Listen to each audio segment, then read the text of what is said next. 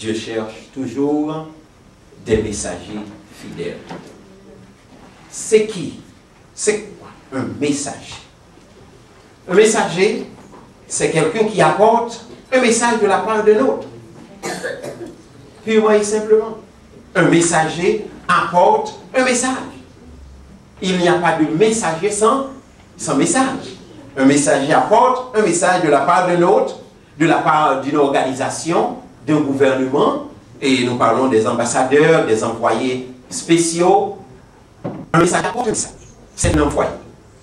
Un envoyé tel qu'un ministre, un ambassadeur, un délégué, choisi pour rendre en quelque part, pour remplir une mission. Pour remplir une mission. Ce mot, le mot est envoyé, les figuré dans la Bible 260 fois. C'est un mot qui est très important. 260 fois. Et le mot messager figure 43 fois dans toute la Bible. Dieu cherche des envoyés ou des messagers fidèles. Cela veut dire qu'il y a aussi des messagers infidèles. Des gens qui ne donnent pas le message tel que le message doit se présenter. Un messager fidèle est un homme fidèle qui délivre le message selon le vœu de celui qui l'envoie.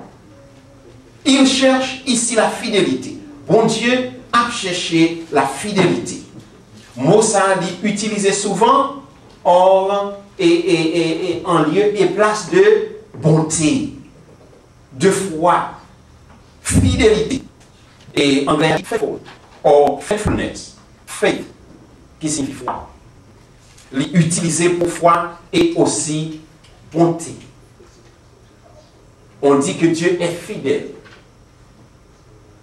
C'est-à-dire, Dieu reste toujours le même. Dieu est bon chaque instant, chaque moment. Dieu est toujours bon. Il le sera toujours. Le mot fidélité, lui-même, il figurait 52 fois dans toute la Bible. Et fidélité, c'est la qualité d'une personne ou d'une chose fidèle. Et l'adjectif fidèle veut dire qui manifeste de la constance dans ses attachements, dans ses relations, en dépit des circonstances. C'est un monde qui gagne constance dans sa affaire. Il y a un monde qui est fidèle, il y a un Dieu qui est fidèle en tant que notre Dieu, comme tel que notre Dieu.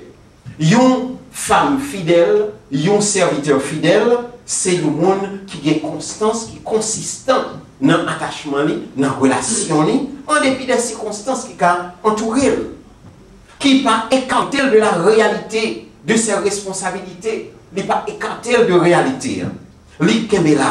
C'est un monde qui gagne un modèle à suivre, c'est un monde qui est engagé, n'est pas écarté de l'engagement qu'il prend.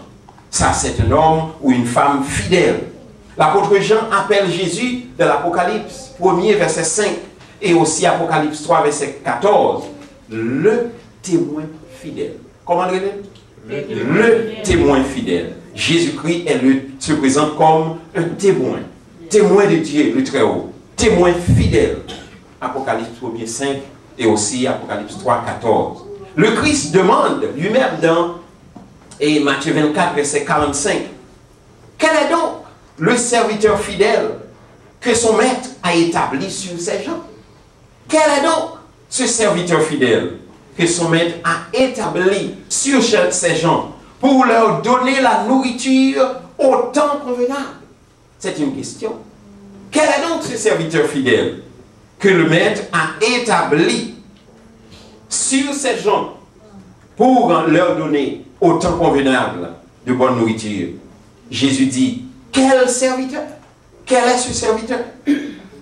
Et Proverbe 25, 13, comme la fraîcheur de la neige au temps de la moisson, ainsi est un messager fidèle pour celui qui l'envoie. Il restaure l'âme de son maître. Selon l'économie ou l'économie des Israélites, était très agricole, ou strictement agricole. Le temps de la récolte était un événement très important pour les Israélites. Ils avaient 3 sortes de récoltes par année. La première récolte, la première moisson, c'est la moisson des orges. Et lorsque nous lisons dans Ruth, chapitre 1er, verset 22, nous voyons ça. La moisson des orges. Ou bien le relais des barley reaping. Barley. Ok? Et c'est céréales. Et les nouvelles photos, ainsi que nous connaissons ici dans la maquette ou bien côté, qui grandissent, ils sont envie sembler avec pied du riz, qui gagnent un gras, et puis qui gagnent barbe, qui gagnent branche, etc. Et ils ont même dit qu'ils servent pour faire bière. Ok? Je ne suis pas trop familier avec lui. La Bible est l'orge, la moisson des orges. Et deuxièmement, ils avaient aussi la moisson des blés, selon Genèse 30, verset 14. 6 mois après, ou 3 mois de préférence, après la moisson des orges. Et c'est ça, c'est 8 harvest, juin, juillet. 3e récolte, c'est la récolte des fruits ou de la vigne. Ça, c'est 3e récolte que vous avez gagné. Septembre-octobre.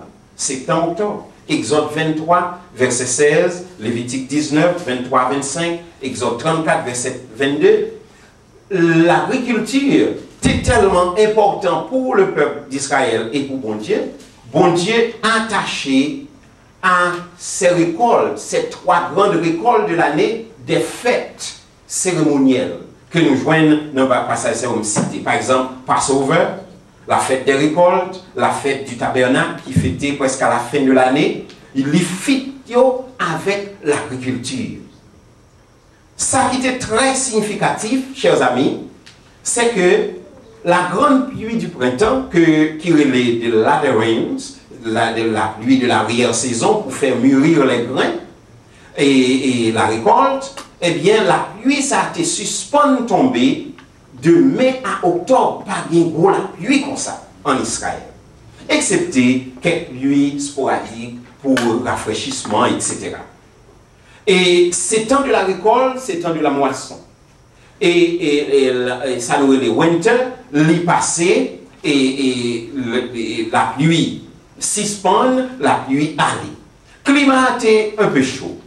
Il y aura rapporté que les gens, les Israélites, ils ont cherché à tout prix la fraîcheur et parfois ils ont monté et sous toiture maison pour y joindre fraîcheur parce que la neige est tombée et c'est l'été qui est entré et récolte a fait 3 sortes de récoltes pour l'année.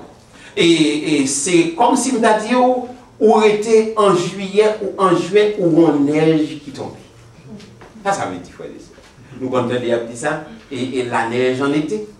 Eh bien, ça qu'on lui fait en Israël, lorsque, pendant chaleur abat mounio, et yon temps vini fret, et puis gagné yon rafraîchissement de neige qui tombe sur yo et qui fait content, qui rafraîchit yo, la neige en juillet ou en juin. Eh bien, la fraîcheur d'une neige inattendue à l'époque de la moisson était très appréciée. C'est même gens, nous avons une grande chaleur, et puis bon Dieu, vous voyez, il y a la pluie, bon nous, les rafraîchit terre, et puis chaleur dissipée, et nous sentons bien. Fraîcheur, ça a été très important. Salomon nous dit, cette fraîcheur est comparable à un messager fidèle.